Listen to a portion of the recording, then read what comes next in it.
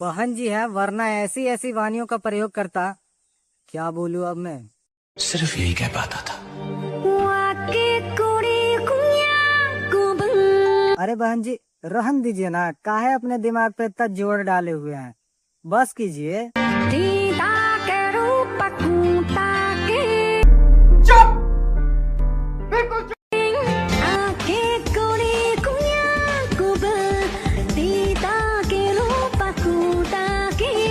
बोलू तो बोलू क्या, बोलने के लिए कोई शब्द ही नहीं बचा, इसीलिए शुरू में कहा था